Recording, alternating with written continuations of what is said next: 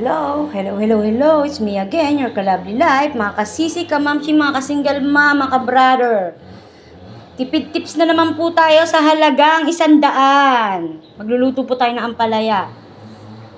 Ang giniling, halagang 40 to 30 pesos. At isang itlog lang po.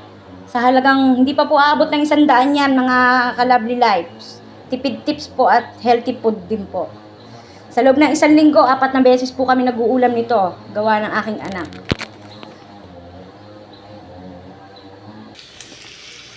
So mga guys, nagigisa na po tayo ng bawang, sibuyas, tsaka yung giniling natin.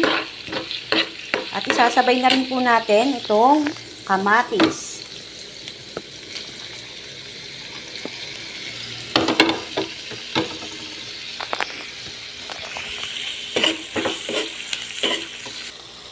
Gisang-gisa na po siya mga kasisi, kamamshi. So, ilalagay na po natin ang ampalaya.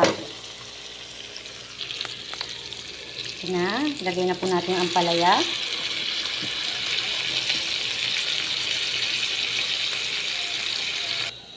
So, mga ka-lovely life, mga kasisik, mga ka-single mom, luto na po ang ating ampalaya. So, ilalagay na po natin ang itlog.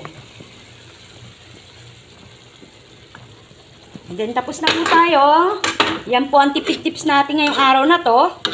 Hindi pa po to aabot na halagang 100 pesos. Healthy pa. Saka maganda to sa dugo gawa ng anak ko. Kailangan niya to. Thank you for watching. Done cooking. Hello. It's me again, your ka-lovely life. Mga kasisi, kamamsi, mga kasingle mama, mga brother.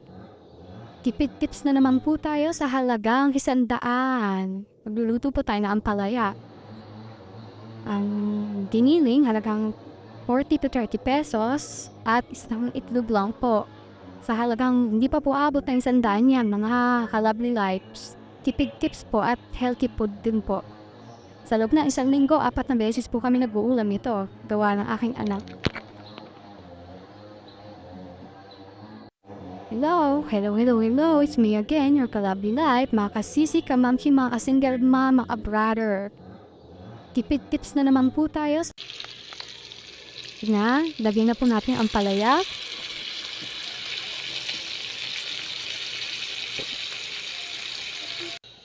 So mga ka-lovely life, mga kasisik, mga kasingle mom, luto na po ang ating ampalaya. So ilalagay na po natin ang itlog. Then, tapos na po tayo. Yan po ang tipid tips natin ngayong araw na to. Hindi pa po ito aabot na halagang 100 pesos. Healthy pa. So, ang maganda to sa dugo gawa ng anak ko. Kailangan niya to. Thank you for watching. Done cooking.